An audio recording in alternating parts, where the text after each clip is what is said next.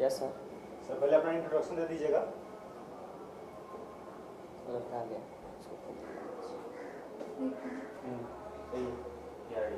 Ready? Ready.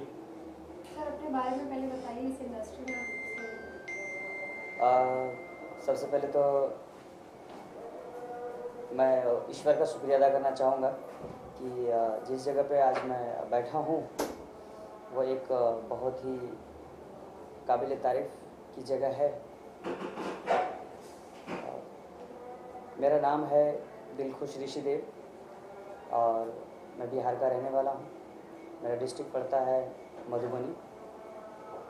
मैं बिल्कुल normal परिवार से हूँ। मुंबई में आकर मुझे करीबन 10 साल हो गए और 10 साल से लेकर के आज तक हमने अपनी उम्मीदों पर कायम रहा और काफ़ी मेहनत की। सबसे बड़ी बात कि हर पल हर हमेशा मैंने उस ईश्वर का शुक्रिया अदा किया जिनसे मुझे प्रेरणा मिली है, जिनसे मुझे कुछ सीखने को मिला है। और मैं चाहूँगा कि हमारे देश की जनता, आने वाले लोग, आने वाले जनरेशन्स जो इस फील्ड से जुड़ना चाहते हैं, कुछ करना चाहते हैं, तो उनके अंदर भी एक ऐसी शक्ति जागे और उनके अंदर भी एक ऐसी भावनात्मक सोच पैदा हो जो इस देश के लिए, अपने समाज के लिए, खुद के लिए, अपने परिवार के लिए कुछ कर सके। जी, इससे पहले कोई फिल्में या कोई एल्बम्स वगैरह आपने सुना? जी, मैं इसके पहले स्टार्टिंग हमारी बहुत अच्छी जगह से हुई है।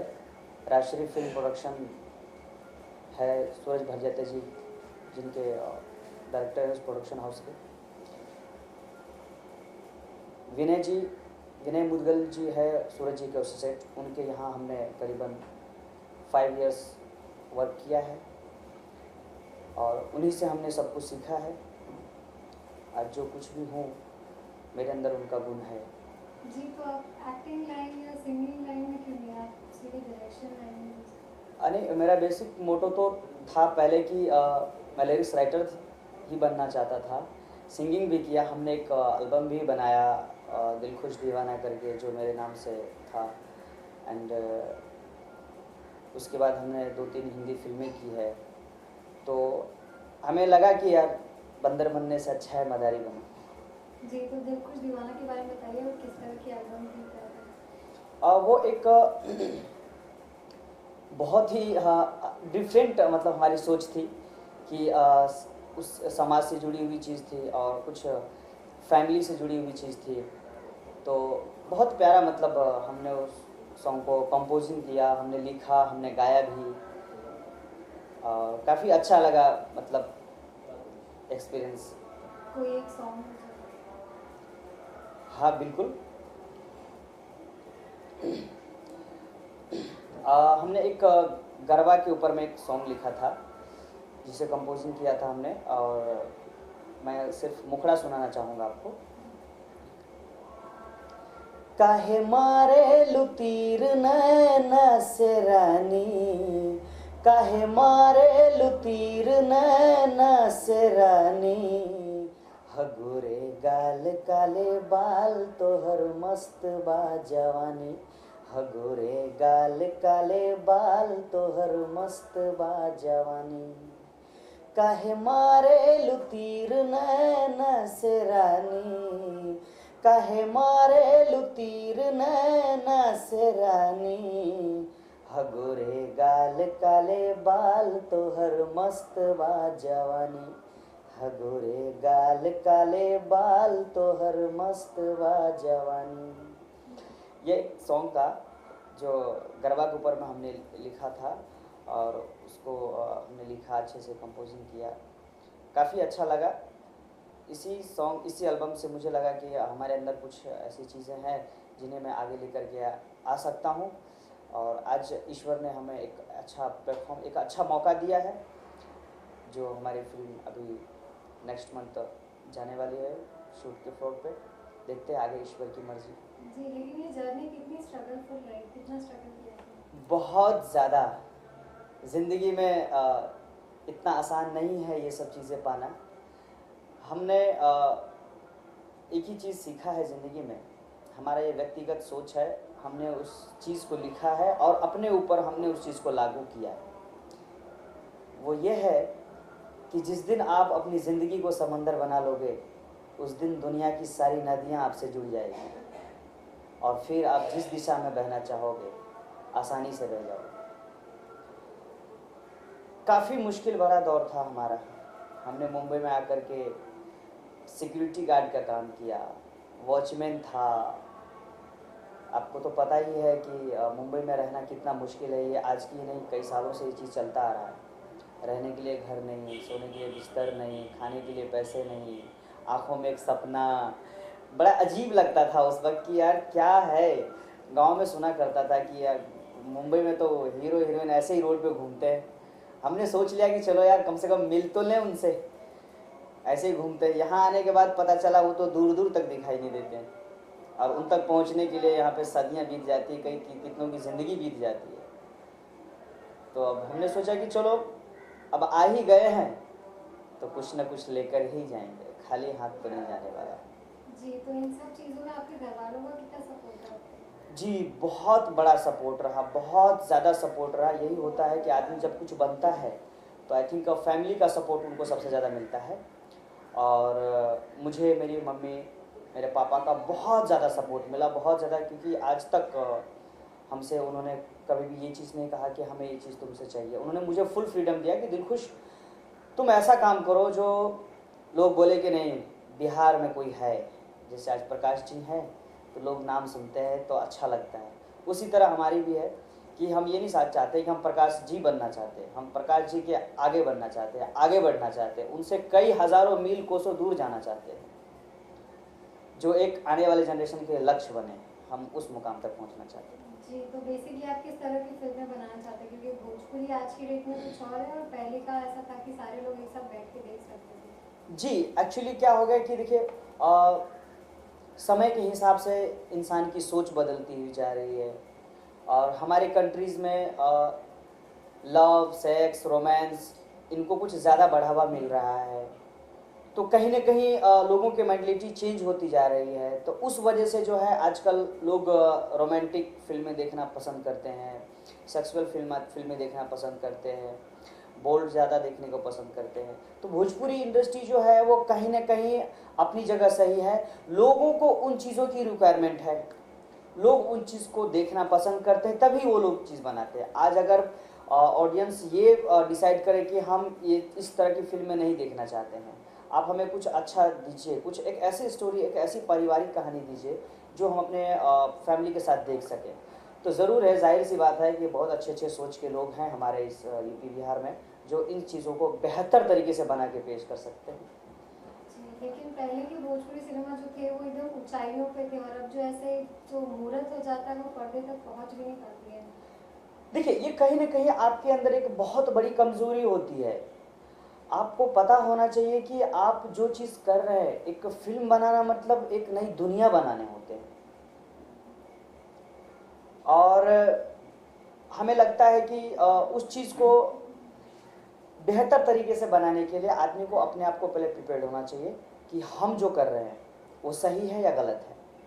उस दौर की फिल्में होती थी जो काफ़ी अच्छी लगती थी, जैसे नदिया के पार, मांग भरे सिंदूर, और भी बहुत सारे कुणाल जी की फिल्म है, राजश्री की खुद की बहुत सारी भोजपुरी फिल्म है और काफ़ी अच्छी फिल्म। आजकल जो है डायरेक्टर, प्रोड्यूसर सभी लोग जो हैं एक अलग ट्रैक को लेकर के चले गए हैं। वो संस्कृति से, सभ्यता से कहीं ना कहीं अलग हो चुके हैं। उसमें कहीं ना कहीं एक समाज के जो आजकल के जो यंग जनरेशन के लोग हैं उनका भी कहीं ना कहीं बहुत बड़ा हाथ है इस चीज़ को बदलने में।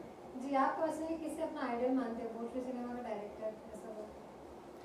देखिए ऐसा कहा जाए तो एक शुरुआत जो है बहुत अच्छा किया इस इंडस्ट्री को एक लेवल पे लाने में। अगर किसी का हाथ मैं समझता हूँ तो राजकुमार पांडे जी हैं, जो एक आदर्शनीय डायरेक्टर जिनको कहा जा सकता है, बिकॉज उन्होंने एक शुरुआत बहुत अच्छी की। उन्होंने एक भले ही किसी भी तरह की फिल्म बनाई, लेकिन एक शुरुआत उनको लुत्फ दिया, उन्होंने एक फ्लो दिया भोजपुरी इंडस्ट्री को उन्होंने आकर के। जैसे कि हालांकि सबसे पहली बात कि आया ससुरा बड़ा पैसे वाला आया तो लोगों को लगा कि चलो अब वापस से भोजपुरी इंडस्ट्री एक ग्रोथ के लिए बढ़ रही है, बट उन चीज़ों को बढ़ावा देने में कहीं ना कहीं सबसे बड़ा योगदान राजकुमार पांडे जी का है। जी, और बॉलीवुड में जैसे देखा जाए तो बहुत गिने चुने लोगों को सुपरस्टार बोला जाता है, लेकिन भोजपुरी सिनेमा में हर कोई सुपरस्टार होता है, इसमें खास वजह? देखिए, ये बहुत अच्छा सवाल किया आपने। एक्चुअली क्या है कि जितनी जल्दी हम भोजपुरी ऑडियंस अपने आप को डिसाइड कर लेते हैं कि ये हमारा फेवरेट है, आई थिंक बॉलीवुड में इस चीज़ को फैसला करना थोड़ा बहुत ज़्यादा डिफ़िकल्ट और मुश्किल हो जाता है, क्योंकि वो स्टेटस अलग है, वो लेवल अलग है। उनकी सोच और भोजपुरी इंडस्ट्री के लोगों की सोच बहुत डिफरेंट है। यहाँ पर हमारी एक भाषा है जिससे हम जुड़े हुए हैं, मातृभाषा जिसे बोलते हैं। जब वो कोई पिरो के उस चीज़ को हमारे सामने लेकर आते तो हमको लगता है यार ये मेरा मतलब हमारे दिल से जुड़ा हुआ है, और हम उनको अपना स्टार समझ लेते हैं। हिंदी एक इंटरनेशनल भाषा है, उस लेवल पर जाने के लिए उस लेवल के स्टार को डिसाइड करने में थोड़ा सा वक्त लगता है और आदमी थोड़ी मुश्किल होती है। जी, तो आपको क्या लगता है ये जो बॉलीवुड है हमेशा आगे ही रहेगा भोजपुरी से, या कभी बराबरी हो पाएगी? बिल्कुल नहीं, बिल्कुल नहीं, बिल्कुल नहीं, कभी नहीं। बदलेगा, हर चीज़ बदलेगा। हम तो चाहते हैं कि आप धोती कुर्ता को छोड़ दीजिए, जीन्स पैंट में आइए, चटाई पे बहुत खाना खा लिए, कभी टेबल पे बैठ के खाइए। वो समय गया, अपने आप को बदलिए, आप अपने आप की सोच को बदलिए। हमने एक चीज़ आपको ये बताते हैं कि आप चाहे तो आज के ज़माने में भी बदल सकते हैं उस चीज़ को, अपने आप को बेहतर बना सकते हैं। जो चीज़ें हैं वो बिल्कुल ऐसा कुछ नहीं है कि बॉलीवुड है तो बॉलीवुड है, टॉलीवुड है तो टॉलीवुड है, भोजपुरी है तो भोजपुरी है, ऐसा कुछ नहीं है। आप काम अच्छा कीजिए, आपकी सोच अच्छी होनी चाहिए, आपका मेकिंग अच्छा होना चाहिए, आपकी सब्जेक्ट अच्छी होनी चाहिए, आपके साथ लोग अच्छे होने चाहिए और लोगों के साथ बेहतर तरीके से नया होना चाहिए। कहीं ना कहीं आपको उस मुकाम पर पहुँचने में वक्त नहीं लगेगा। जी, आप कुछ मतलब आने वाली आपकी प्रोजेक्ट के बारे में बताएंगे? जी, मेरी एक फिल्म है क्रेजी लम्हे, और जिसके प्रोड्यूसर है हमारे मनीष जी, मनीष पटेल, जो सूरत के रहने वाले हैं। और एक बहुत ही कंट्रोवर्सी सब्जेक्ट एंड मसालेदार फिल्म जिसको कहा जा सकता है। और मैं चाहूँगा कि इस फिल्म को बेहतर से बेहतर बना करके लोगों के सामने रखूं, ताकि उनको बोर ना करूं। 2 घंटा वो थिएटर में तो एटलीस्ट हंसे और इंजॉय करके जाए, ये है। जी, और स्टारकास्ट की बात करें तो कौन मतलब नए फिल्म नजर आएंगे या? देखिए, स्टार कास्ट की जहाँ तक बात है तो हम अभी हमारी यही प्लानिंग चल रही है कि हम जो भी सपोर्टिंग आर्टिस्ट है हमारे, वो मार्केट के ही लेंगे, बॉलीवुड से ही लेंगे। और मैं नाम लेना अभी उचित नहीं समझूंगा, क्योंकि कुछ चीज़ें अभी है जो अनडिसीजन पे हुई है, पड़ी हुई है। बाकी जो मेल फीमेल है, कहीं ना कहीं एक्सपीरियंस है, सीरियल किए हुए हैं और भी अच्छे से मतलब कलाकार है। सबसे बड़ी बात कि मैं ये चीज़ समझता हूँ कि स्टार हो ना हो, सबसे बड़ा स्टार एक सब्जेक्ट होता है, और उस सब्जेक्ट को अगर नया चेहरा मिल जाए और उस नए चेहरे को लेकर के उस सब्जेक्ट को बेहतर बना के आप पेश करो, तो कहीं ना कहीं उससे बड़ा स्टार कोई नहीं है। जी, और भोजपुरी सिनेमा में किसको आप अपने मतलब स्टार कास्ट के रूप में देखना चाहते हैं, चाहे वो एक्टर हो चाहे वो एक्ट्रेस हो? देखिए, बड़ा मुश्किल सवाल होता है ये सब चीज़ें। वैसे तो सभी अच्छे हैं, सभी आइडल हैं, और सभी कहीं ना कहीं एक कुछ ना कुछ प्रेरणा देते हैं। तो आई थिंक अभी मैं उस लायक नहीं हूँ कि मैं किसी को अपना प्रेरणा बनाऊँ या उनके बारे में कुछ कहूँ कि मेरा फेवरेट है। जिस दिन मुझे लगेगा कि हाँ ये इंसान मेरा फेवरेट है, मैं कह दूँगा दोस्तों को कि हाँ ये मेरा फेवरेट है। चलिए, लास्टली इलेक्शंस है, इलेक्शन का दौर है, तो आप क्या चाहते हैं किसकी सरकार बने? क्योंकि मनोज तिवारी, रवि किशन, नगमा, ये तीनों भी मतलब इलेक्शन में है, तो आप किसको सपोर्ट करेंगे? ऑब्वियसली मोदी सरकार, ऑब्वियसली मोदी सरकार, बिकॉज कांग्रेस क्या कर रही है देश के साथ और देश की जनता के साथ, ये तो सबको मालूम है। बट एक बार वापस आना चाहिए। ये बीजेपी सरकार नहीं, ये मोदी सरकार है। जी, तो अपने फैंस को आप क्या कहना चाहेंगे, दर्शकों को क्या कहना चाहेंगे, किसे वोट दें? मैं अपने दर्शकों को कहूँगा, यही कहूँगा कि बिल्कुल एकदम अगर आप अपने भविष्य में, अगर आप अपना कुछ देखना चाहते हैं, कुछ बनना चाहते हैं, कुछ समझना चाहते हैं, तो आप आंख बंद करके मोदी जी को वोट दीजिए, बीजेपी को वोट दीजिए। देश का भविष्य बदलेगा, सभी की सोच बदलेगी। जी, और क्रेजी लम्हे के लिए भी कुछ कह दिए अपने दर्शकों को? क्रेजी लम्हे तो देखिए, आप सभी लोग अपनी फिल्म की तारीफ करते हैं, हम अपनी फिल्म की तारीफ नहीं करेंगे।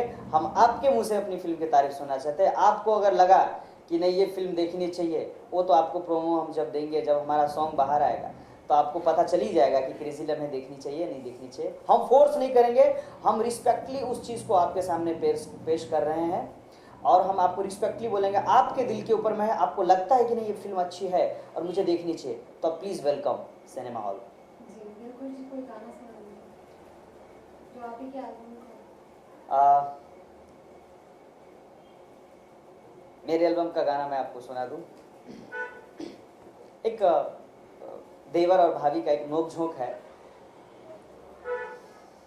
वैसे काम तो मैं अभी हिंदी करने जा रहा हूँ, लेकिन हूँ भोजपुरी गाना सुना रहा हूँ मैं। और हम चाहते हैं कि आगे भोजपुरी इंडस्ट्री को आगे लेके जाए, इसलिए मुझे भोजपुरी से बहुत ज़्यादा प्यार है। गाना है हे भौजी, हे भौजी न रहा मगान में, हे भौजी न रहा मगान में, हमर कई बिया है लगान में। हे भौजी, हे भौजी न रहा मगान में, हमर कई बिया है लगान में। हे भौजी। थैंक यू, शुक्रिया। हो गया? सर